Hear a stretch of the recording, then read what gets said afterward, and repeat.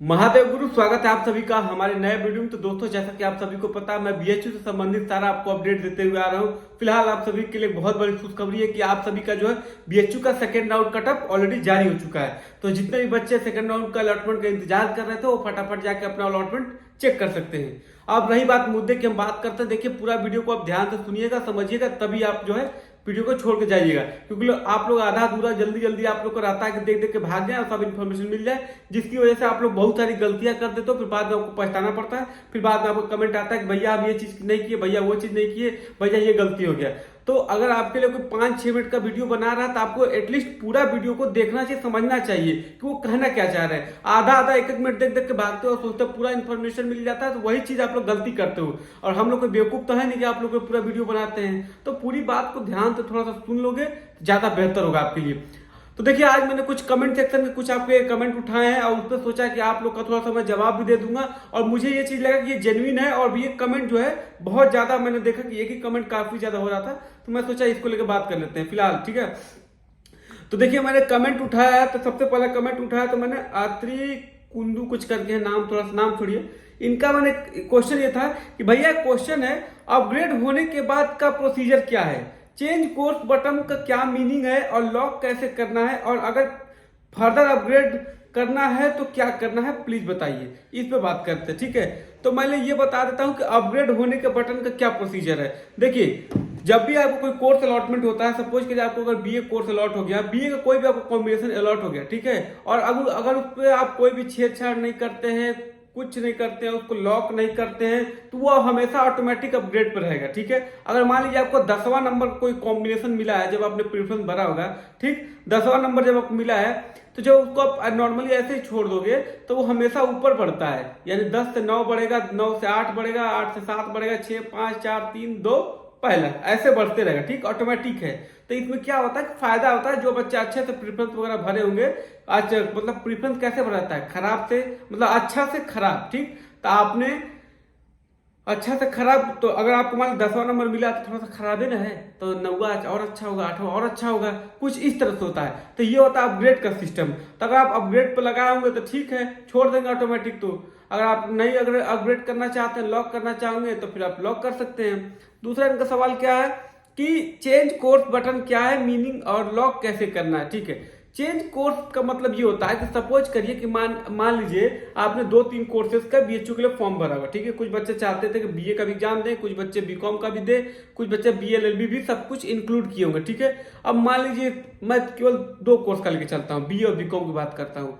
तो पहले राउंड में मान लीजिए आपको बीए का रिजल्ट आ गया, बीए का आपको अलॉटमेंट हो गया। ठीक, बीए में आपका एडमिशन मतलब आ गया कि अरे बीए वाला। अब आप इंतजार कर रहे हैं कि बीकॉम वाले रिजल्ट का भी इंतजार कर रहे हैं कि बीकॉम वाला रिजल्ट कब आएगा। मान लीजिए अभी या फिर आगे बाद में बीकॉम वाला आपका आ गया। ठीक, बीकॉम आ गया, दोनों आ गया। तो अब आपको एक ऑप्शन देगा चेंज कोर्स का। ठीक, यानी पहले जो आपको क्या अलॉटमेंट हुआ था, बीए, और अभी रिजल्ट आ गया है बीकॉम का।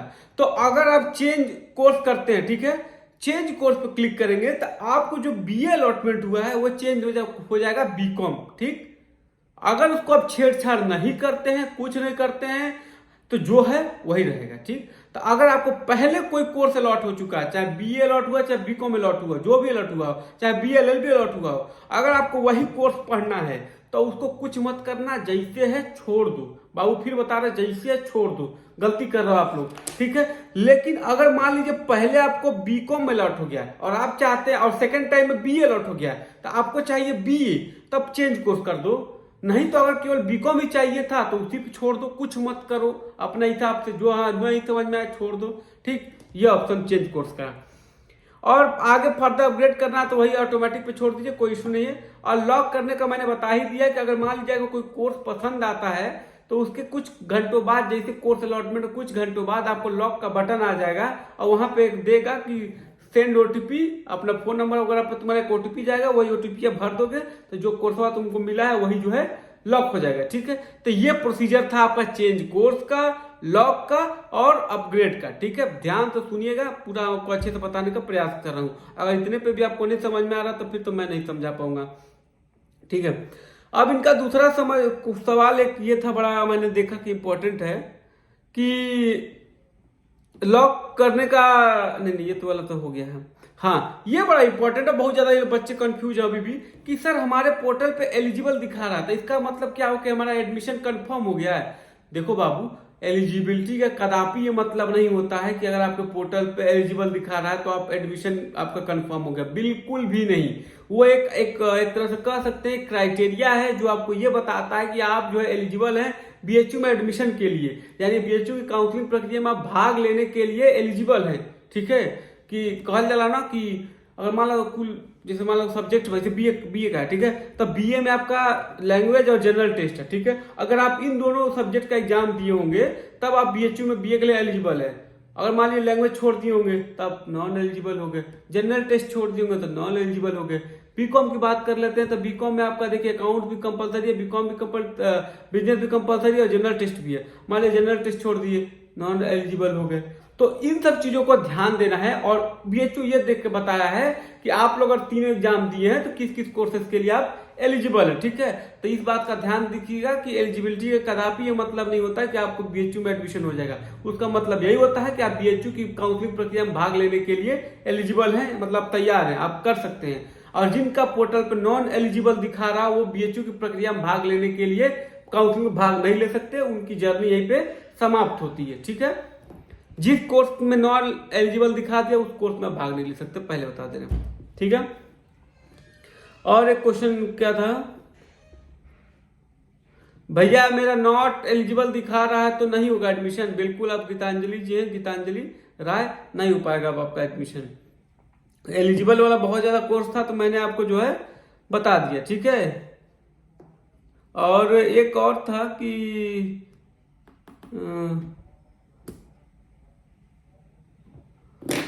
ठीक है, तो फिलहाल के लिए मैं इसी में इतना ही बात किया हूँ। बाकी और कुछ इंपॉर्टेंट लगता है तो मैं आपको समझाता रहूंगा। पल पल की अपडेट के लिए आप हमारे चैनल से बने रहिए और बहुत ही आसान भाषा में सब चीजें समझाने का प्रयास करता हूँ ताकि आप चीजें समझे। और जो भी डिसीजन लेते हैं ना आप एक बार ध्यान दिया करिए, पूछ समझ लिया करिए। और अगर आपको नहीं समझ में आता है तो वही चीज यूट्यूब पर डाल के खोज लिया करिए। तो इससे क्या कम से कम आपको एक दो वीडियो मिल जाएगा, देख लेंगे तो समझ में आएगा। अपने से आप कोई डिसीजन मत लिया करिए बाबू। हम बहुत बार देखे आप बच्चे कह रहे हैं कि भैया मेरा कोर्स चेंज हो गया, मैं क्या करूं। अरे तो काहे चेंज बटन पे आप दबाए हैं, आपको नहीं दबाना चाहिए था ना, क्यों दबाया, आपकी गलती है। तो जो पिछला कोर्स जो पहले मिला होता है वो हट जाता है और दोबारा वो कोर्स नहीं मिलेगा बाबू। अगर तुम चाह भी दोगे ना, मान लीजिए पहले आपको बीए मिला था और आप चाहते बीकॉम आया तो आप चेंज कोर्स कर दिए तो बीए से सीधे बीकॉम चला जाएगा। ठीक, तब बीकॉम से बीए आप नहीं आ पाएंगे, आप सेकेंड वाला बीकॉम ले लिया, बीकॉम में रह जाएंगे। ये चीज का आप ध्यान रखिएगा। ठीक है, और एक चीज मैं आपको बताना चाह रहा था कि बच्चे बहुत ज्यादा परेशान है लॉक करने के लिए कि भैया लॉक कैसे होगा, लॉक कैसे होगा।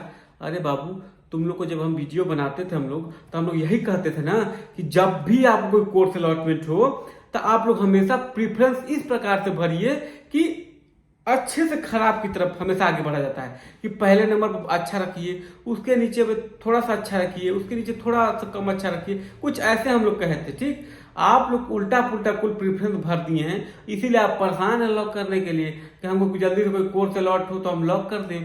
तो परेशान रहिए, अब क्या कर सकते हैं, कोई ऑप्शन नहीं है। आप प्रीफरेंस सीट में कोई भी चेंजेस नहीं कर सकते हैं। अगर आपने प्रीफरेंस वगैरह नहीं भरा होगा, जो बच्चे उनका भी नॉट एलिजिबल दिखा रहा होगा, तो फिर ये कुछ क्राइटेरिया ये भी चीजें होती हैं। ठीक है, तो इन सब भी बातों का ध्यान रखना है। आप कहीं कम लैंग्वेज जीटी के एग्जाम दिए थे फिर भी नॉट एलिजिबल दिखा रहा है ना, तो इसलिए दिखा रहा है क्योंकि आपने प्रीफरेंस नहीं भरा होगा। तो इन सभी बातों का ध्यान देना है, एक बार आप देख लीजिएगा अच्छे से। ये और एक चीज कहना चाहते थे, बहुत सारे ऐसे बच्चे मैंने देखा है कि उनको मेन कैंपस अलॉटमेंट हुआ था, मेन कैंपस हुआ था, लेकिन वो अपग्रेड होकर चले गए एफिलिएटेड कॉलेज में। गलती इसमें भी आप ही की है, आपने प्रीफरेंस गलत भरा है और अपग्रेड पे छोड़ दिए होगे, तो फिर जाहिर सी बात है। तो एक बात का हमेशा ध्यान दे दीजिएगा कि अगर मान लीजिए आपको 5वां नंबर कोई प्रीफरेंस अलॉट हो गया एफएमसी, और चौथे नंबर पे अगर आपका बीकेएम वगैरह होगा, चाहे एफिलिएटेड कॉलेज बीसीडब्ल्यू कोई भी होगा, तो आप बाबू एक काम करिएगा, उसको आप किसी भी हालत में उसको लॉक करवा लीजिएगा। नहीं लॉक करेंगे तुरंत आपका वो चला जाएगा बीकेएम में, तो गलती आपकी। अगर वही चौथे नंबर पर भी आप चौथे नंबर पर एफएमसी रखे होंगे तो आपको कहने का मतलब यही था कि आपको जब भी प्रीफरेंस भरा था तो पहले मेन कैंपस रखा जाता है, उसके बाद एफिलिएटेड रखा जाता है। आप लोग उल्टा पुल्टा रखे हैं, तो चीजें आप समझ ही गए होंगे, इतना आप समझदार है। ठीक है, तो यही जानकारी देनी थी दोस्तों, तो आप तक मैंने जानकारी दे दी। और मुझे जो लगा आपको इम्पोर्टेंट कमेंट बॉक्स में, तो वो मैंने कमेंट में पढ़ के आपको बता दिया है। बाकी पल पल की अपडेट के लिए आप हमसे बने रहिए, कोई अपडेट आपसे छूटेगा नहीं। और भैया मेरे को फर्स्ट राउंड में एमपीजी मिला था, तो हम अपग्रेड किए थे, तो सेकंड राउंड में भी फिर से एमपीजी मिल गया। तो अरे तो आपका उसके ऊपर में भी जो प्रेफरेंस होगा वो एमपीजी ही होगा, तो वही ना मिलेगा, उसके अलावा थोड़ी मिलेगा। बाकी कटअप अभी तक नहीं आई है सेकंड राउंड की। जैसे ही कोई कटअप आ जाएगी भैया, तो मैं सीधे फाइनली आपको बता दूंगा कि ये कटअप है, तो आप आराम से जाके चेक कर सकते हैं। हाँ, ये चीज बड़ा होता है कि जब भी मैं बीएचयू को थोड़ा सा सुना के आता हूँ, जिस दिन उसी दिन रिजल्ट जारी कर देता है। जैसे पिछले बार देखिए मैं गया था ना हाफ पैंट में घूमते हुए, तो मैंने उस दिन गुस्से में खूब बोला हुआ था कि दमाद कहा कि हमारा हाफ पैंट में दिक्कत हुआ, तो उस दिन जो है देखिए रिजल्ट आ गया था। और कल भी मैं फ्रस्ट्रेट हुआ था, देखिए तो फ्रस्ट्रेट होकर जो मैं वीडियो बनाया था, तो 2-3 घंटा बाद देखिए रिजल्ट आ गया था। तो मुझे लग रहा है कि ठीक है, थोड़ा सा फ्रस्ट्रेशन होना भी जरूरी है, गुस्सा है कि नहीं। ठीक है, तो चलिए फिलहाल के लिए इस वीडियो को यही पेंड करते हैं। ख्याल रखिए, स्वस्थ रहिए, मस्त रहिए। अभी बहुत सारे राउंड आना बाकी है, तो अपने अगले राउंड का इंतजार करिए, आपका भी रिजल्ट आएगा। ठीक है, हर हर महादेव।